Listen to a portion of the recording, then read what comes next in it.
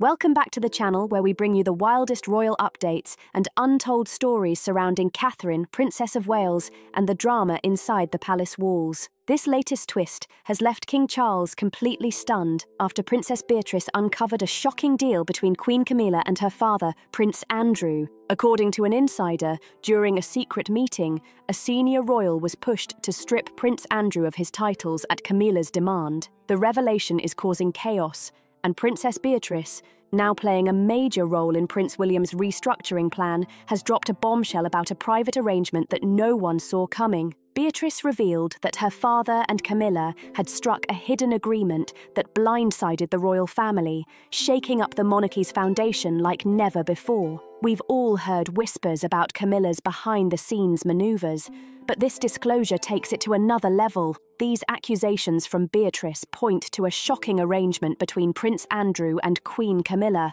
one that could flip the royal narrative upside down. The bombshell dropped during a broadcast interview didn't just rattle Buckingham Palace, it cracked it wide open, sparking a full-blown crisis that was both constitutional and deeply personal. Suddenly, the palace was forced into defense mode as hidden divisions within the royal family came to light for the world to see. This unfolding drama follows the timeline step by step, laying out the claims, the players involved, and the fallout that shook the monarchy's very structure. It sheds light on how a royal institution built on secrecy and duty found itself exposed in ways that raised serious questions about loyalty, power, and survival. The interview didn't just recount what Princess Beatrice alleged, it revealed how fragile a hereditary system can look when dragged into the spotlight of modern scrutiny. To understand the weight of Beatrice's revelation, we have to look at the events leading up to it. For years, she held a visible yet secondary role in the royal fold, showing up for ceremonial and charitable work without ever being centre stage. But after regularly attending high-profile events, her sudden step back from the public eye triggered whispers across the media. Journalists and royal watchers couldn't ignore it, and speculation only grew louder with every unexplained absence. At first, palace insiders and friendly commentators tried to calm the storm, claiming Princess Beatrice's absence was due to personal matters or health concerns. But as weeks stretched into months, that explanation wore thin, and the spotlight shifted toward whispers of deep family tension and hidden disputes. Behind the scenes, anonymous voices tied to the royal household hinted at a growing rift surrounding Beatrice, pointing directly to the uneasy shifts in palace politics after King Charles III took the throne. These comments, carefully wrapped in confidentiality disclaimers, quietly planted the idea that something far more dramatic was going on, making the public even more ready to believe the shocking revelations that followed. The timeline looked all too familiar. Private struggles, a sudden drop in visibility, wild speculation, and then explosive confirmation. But in the case of the monarchy, the stakes were much higher. Their very image of unity and moral authority was on the line, and every hint of division only made the cracks appear larger. The turning point came when Beatrice herself shook things up with a cryptic online post that read, "The truth deserves daylight." The short statement, quickly deleted, offered no extra detail, but it was enough to set off alarm bells everywhere. Journalists pounced on it, the press ran wild, and palace aides were suddenly scrambling to answer a flood of questions they had desperately hoped to avoid. Palace aides, desperate to protect their positions and control the flow of information, cautiously confirmed that a storm was indeed brewing. One quietly admitted that an old and long-ignored agreement had resurfaced, while another hinted that Princess Beatrice was growing increasingly frustrated with how the institution handled her father's tarnished reputation. Whether these claims were fully accurate or not, they laid the foundation for a looming split that could no longer be hidden. To truly understand what Beatrice later expressed, you have to look at her bond with her father, the Duke of York. Both she and her sister, Princess Eugenie, stood by him publicly when accusations surfaced and during the negotiations that pushed him out of official duties. At the time, their loyalty seemed unshakable. But as more damaging revelations kept surfacing, that loyalty became harder to balance against the rising disgrace,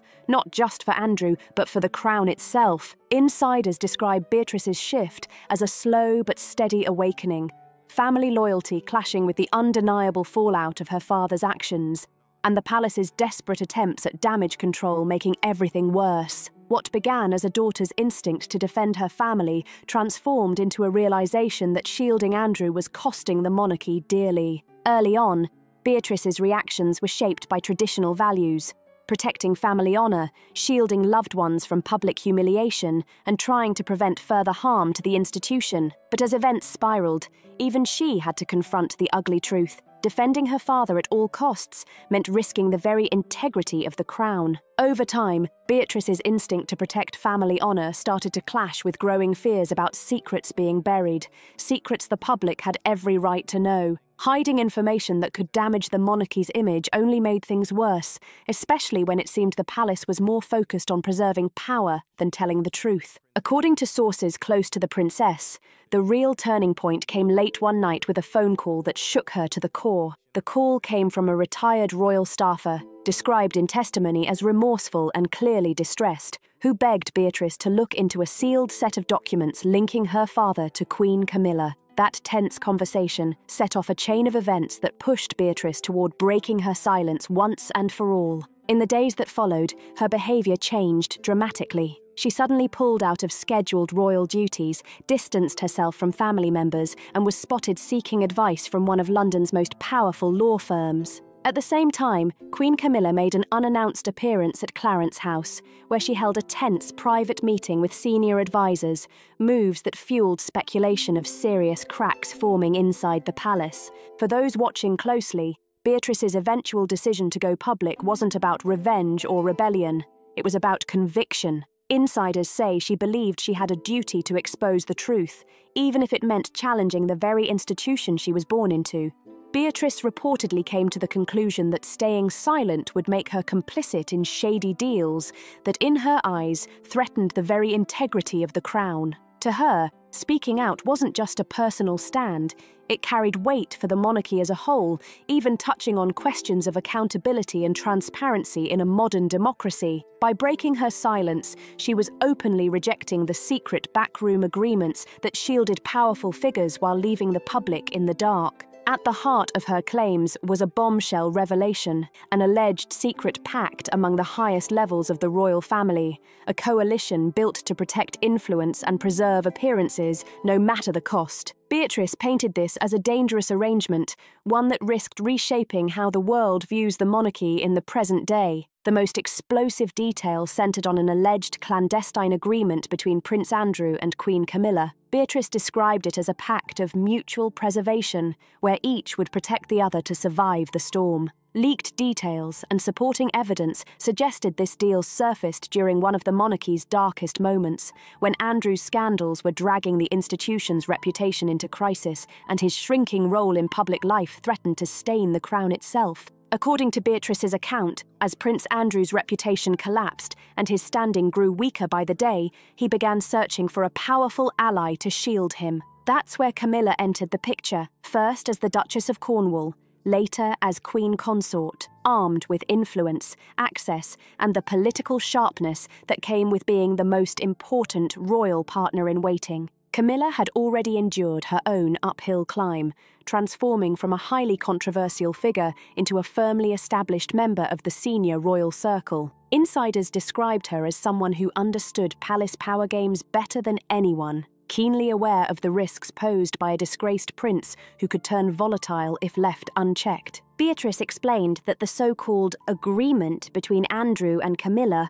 looked ordinary on the surface, but behind the scenes it was far from casual. What seemed like routine family encounters were, in reality, carefully staged meetings where tactical deals were quietly struck. Sources painted their connection as calculated, not affectionate, rooted in survival, not loyalty. The supposed deal was crystal clear. Andrew would accept a controlled retreat from public life, give up his influence, and limit appearances to carefully monitored events. In return, certain explosive documents and personal testimonies he held onto would stay hidden in the shadows, never to see daylight. The records, according to the papers Beatrice cited, carried massive risks, not only for Prince Andrew, but for others tied into powerful networks around him. In exchange for keeping these files under wraps, Camilla allegedly stepped in, leveraging her influence with the future king to build a protective shield around Andrew. This so-called protection wasn't a public pardon or anything official.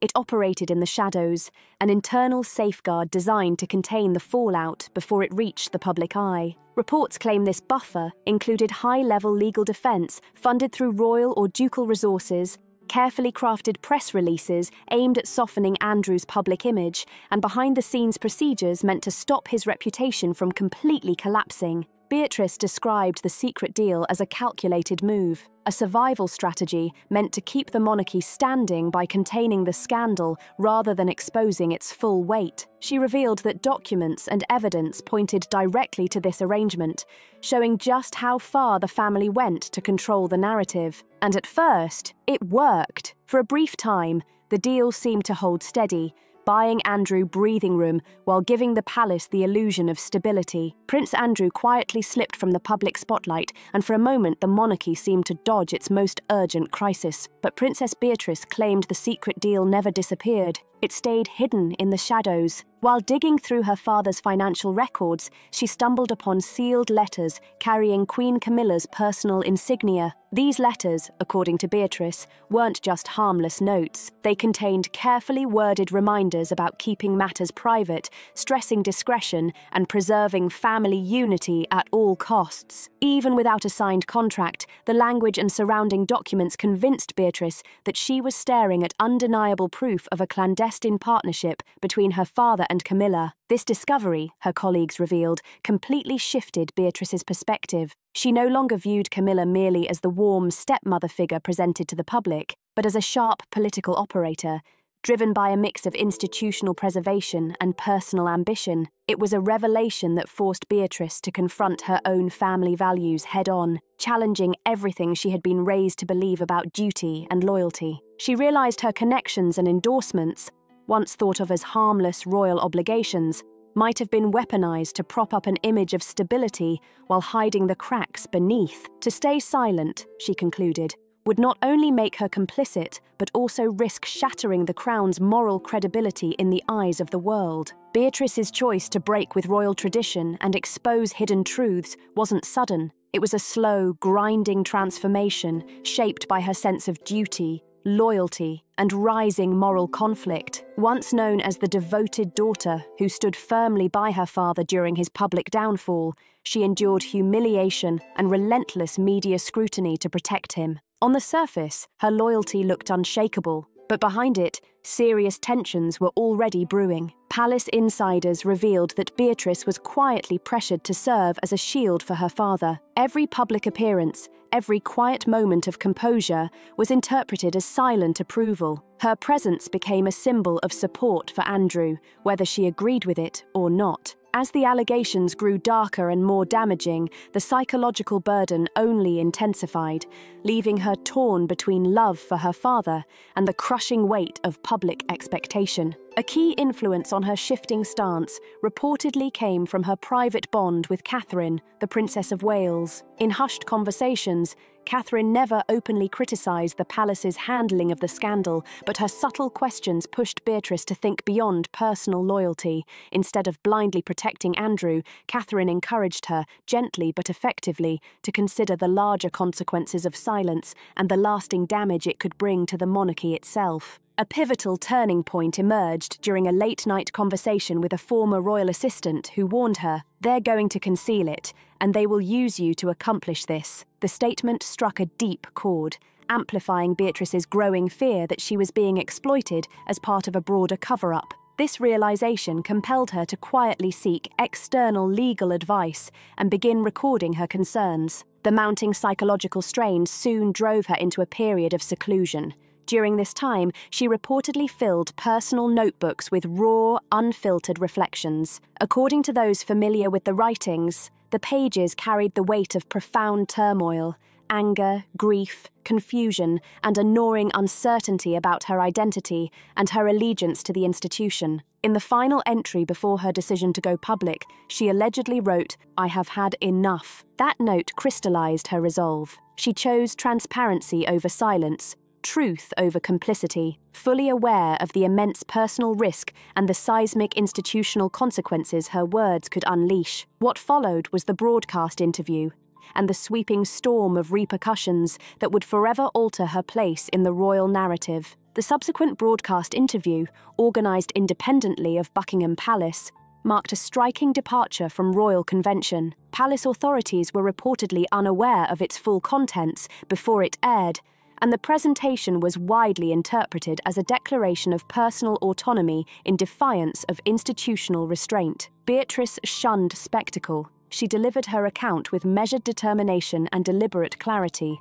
At the heart of her testimony lay a central claim that her father and Queen Camilla had entered into a confidential accord designed to mitigate his public disgrace. The most incendiary aspect of her revelation was its timing. She alleged that crucial elements of the agreement were finalized while King Charles was hospitalized for a medical procedure, rendering him incapacitated and effectively excluded from the arrangement. Reactions were immediate and intense. Analysts noted that Beatrice characterized the agreement not as an effort to preserve justice or uphold the dignity of the monarchy, but as a mutual preservation contract, crafted to shield reputations rather than protect principles. By her account, Andrew would withdraw from public life and suppress potentially damaging information, while Camilla would gain immunity from internal scrutiny and secure a carefully managed, dignified retreat from public obligations. The palace response was chaotic. Buckingham Palace's press office was swamped by international media, and the King's communications director looked blindsided as the normally slick royal PR machine faltered when a family secret hit the headlines. Journalists dug in fast as document verification and heavy scrutiny kicked into gear. The public's interest spiked overnight, and the phrase "Beatrice bombshell" began trending across social platforms. News outlets aired clips from the interview while legal and constitutional experts rushed in with hot takes. Then, an anonymous source reportedly sent scanned pages of the purported agreement to major newsrooms. Reporters paused to study the file and its possible fallout. The document used precise legal phrasing, terms about mutual silence, extended non-disclosure clauses, and protection of reputational interests, which seemed to back parts of Beatrice's account. Even without obvious signatures, the royal crest on the paper gave it an air of legitimacy and set off fresh waves of coverage. The controversy now stretched beyond words and entered the realm of documented claims, intensifying scrutiny from both the public and institutions. Even fragmentary or ambiguous, the sudden appearance of evidence altered the balance of political incentives available to the palace.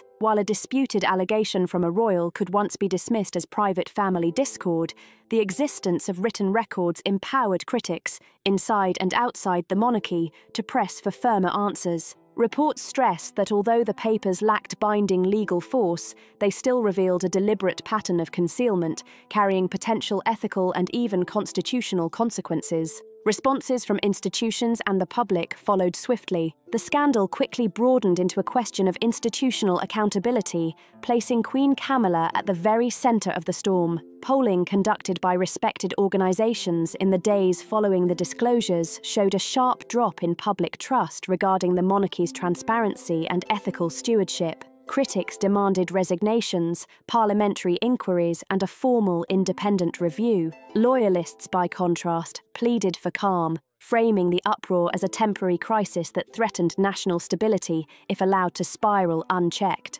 Under mounting pressure, Buckingham Palace issued a carefully worded statement. The charges, it declared, were deeply regrettable and remained a private family matter to be resolved privately. Yet the response drew more questions than it silenced. Most notably, the statement offered no categorical denial of the alleged pact. Analysts interpreted this omission as tacit acknowledgement of possible truth, a reading that inflamed public skepticism. The decision to cast Princess Beatrice's actions as a personal grievance rather than an act of institutional whistleblowing further alienated observers. To many, the framing looked like an evasion of accountability, reinforcing the image of a monarchy unwilling to confront its own failures. Inside the royal household, stress reached a breaking point. Reports from palace insiders described emergency strategy sessions as grim and fractious. King Charles, already burdened by health concerns, appeared visibly shaken, caught between his duties as monarch, husband, and father. Meanwhile, Queen Camilla faced the heaviest scrutiny. Photographs of her leaving Clarence House, visibly strained, her expression marked by grief, dominated front pages worldwide. Leaks suggested she was in continuous consultation with legal advisors, a sign that the matter had crossed from a family dispute into the terrain of constitutional risk. The allegations struck directly at Queen Camilla's cultivated image as a devoted consort, recasting her in the public imagination as a political operator, engaged in covert maneuvers to shape the monarchy's course. What had once been regarded as discretion and resilience now risked being reinterpreted as manipulation and self-preservation. The turmoil also exposed sharp fissures within the royal household itself. Reports suggested that a faction of traditionalist advisors urged decisive reprisals against Princess Beatrice, ranging from the suspension of her honorary patronages to the symbolic withdrawal of certain titular rights. The strategy, they argued, would send a clear message that disloyalty carried tangible consequences. Yet moderates within the palace pushed back. They warned that punitive measures would not silence Beatrice, but rather embolden her, given her demonstrated willingness to shoulder personal sacrifice. More dangerously, attempts at ostracism might provoke her into disclosing further documents or personal testimony that could escalate the crisis. The impasse forced King Charles to convene an extraordinary council at Windsor Castle. Present were Princess Anne and Prince Edward, both respected for their steadiness and service. However, neither sibling was well positioned to endorse the principle of secrecy-based accords. Their reputations rested heavily on duty and transparency, making them uneasy advocates for an arrangement rooted in confidentiality. This council, described by insiders as one of the most tense gatherings of the king's reign, underscored the monarchy's fragile state, torn between discipline and reconciliation, silence and disclosure. The discovery of a sealed letter from Queen Camilla to Prince Andrew, dated nearly a decade earlier, compounded the already volatile situation. Found within Andrew's personal paperwork, the letter bore Camilla's recognizable crest and was couched in the careful, elliptical phrasing that insiders later described as her hallmark style. Its contents did not contain an explicit pact, but hinted unmistakably at a mutual understanding of silence and reciprocal support. Phrases such as, "Discretion shall remain our strongest ally," and "Our shared stability must outweigh transient storms," suggested an arrangement transcending mere familial reassurance. When Beatrice confronted the letter, she interpreted it as a smoking gun, an artifact that transformed whispers and suspicions into documentary corroboration. The timing of the correspondence, years before Andrew's most serious reputational collapse, implied that discussions of damage management and concealment had begun earlier and were more deliberate than the public had ever been led to believe. Princess Anne's quiet support amplified the impact of the revelation. To her, the letter underscored her long-standing unease with Camilla's growing influence and substantiated what the late Queen herself had reportedly viewed with discomfort, that Camilla's political instincts could, unchecked, imperil the monarchy's moral standing. Anne's intervention ensured that the letter would not be dismissed as an over-interpretation by a distressed daughter, but instead as a credible marker of systemic concealment. The effects were immediate. Once intimations of the letter's existence reached the press, speculation exploded. Analysts framed it as evidence not of one-off crisis management, but of a patterned culture of secrecy within the upper echelons of the family. Public discourse shifted from whether Beatrice's account was true to how much more evidence might yet emerge. Camilla and her advisors recognized the peril instantly. Whereas previously the crisis might have been contained to Beatrice's accusations and fragmentary documents, the resurfacing of a dated, personalized letter raised the stakes to unprecedented levels. The discovery that the letter invoked Diana, Princess of Wales, albeit obliquely, ignited an even deeper crisis. For Beatrice, the rhetorical ambiguity was chilling. The notion that her father might have leveraged Diana's memory or even personal records connected to her as a bargaining chip in clandestine negotiations struck her as both morally reprehensible and institutionally catastrophic. Her legal counsel was unequivocal. this was no longer a private familial matter. The reference to past threats to the crown's continuity effectively tied Diana's legacy to a veiled system of internal barter, raising profound ethical, constitutional, and historical questions. The possibility that materials connected to Diana, letters, tapes, or testimony, had been preserved and exchanged in the interest of silencing Andrew or insulating Camilla was described as politically dangerous in the extreme. Once rumours of the Diana connection leaked, the crisis exploded in intensity. Public reaction was immediate and visceral. Diana's enduring symbolic resonance, particularly among those who had long regarded her as a victim of institutional coldness, made the suggestion of her posthumous exploitation incendiary. Headlines spoke of a deal with Diana's ghost, while broadcasters replayed archival footage of her life, death, and strained relationship with the monarchy. Social media campaigns demanding Diana's truth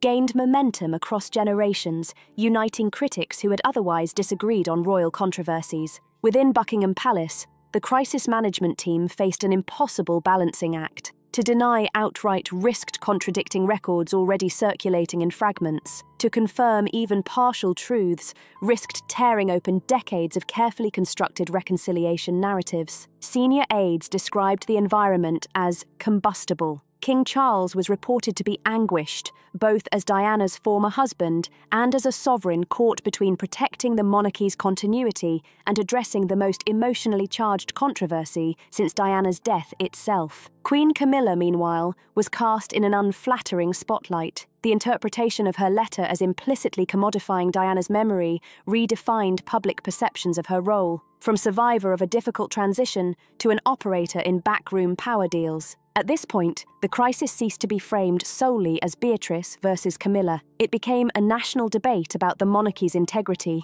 its treatment of Diana's legacy, and the hidden transactions of power behind royal doors. Prince William's intervention transformed the crisis from a family scandal into a constitutional rupture in plain sight. His unprecedented move to demand Camilla's withdrawal from patronages linked to Diana's humanitarian causes was interpreted as both a moral stand and a public rebuke. Commentators noted that never in modern royal history had an heir so openly curtailed the role of a sitting queen consort. The symbolism was unmistakable. By severing Camilla's ties to children's welfare, women's advocacy, and mental health charities, domains deeply associated with Diana, William positioned himself as his mother's protector and as a reformer determined to restore integrity to the monarchy. The decision also reframed the crisis as a generational struggle, the son defending his mother's memory against the institution's instinct for secrecy and compromise. King Charles, caught between spouse and heir,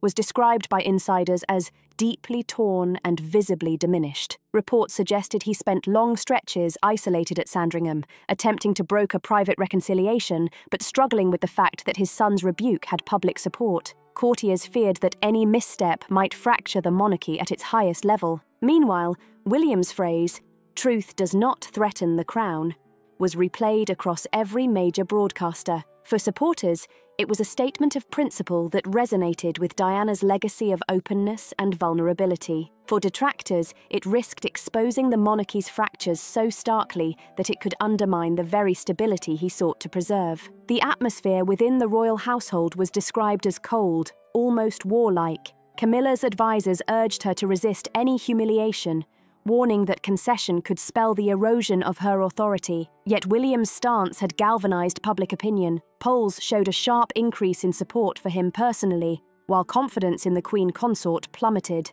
As the situation escalated, calls for an independent inquiry into the monarchy's internal governance grew louder in Parliament, with opposition leaders framing the crisis as a matter of democratic transparency rather than family dispute. What began as a concealed letter had evolved into a confrontation over who controls the moral authority of the crown: the reigning king, the Queen consort, or the heir to the throne. In conclusion, Princess Beatrice's disclosure underscores the complex balance hereditary systems must strike between private loyalty and public duty. The immediate consequences were disruptive, altered patronage and power dynamics, a partial reconfiguration of senior family roles, greater legislative involvement, and a permanent reduction in the household's capacity to conceal internal conflict. This crisis has compelled a re-evaluation of royal norms and responsibility. Though the monarchy weathered the first wave, it now faces the ongoing challenge of rebuilding public trust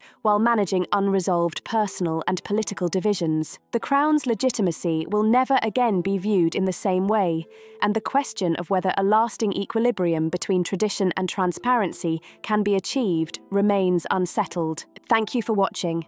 We'd love to hear your thoughts in the comments below, and if you found this analysis valuable, don't forget to like, share, and subscribe so you never miss our future deep dives. Goodbye for now.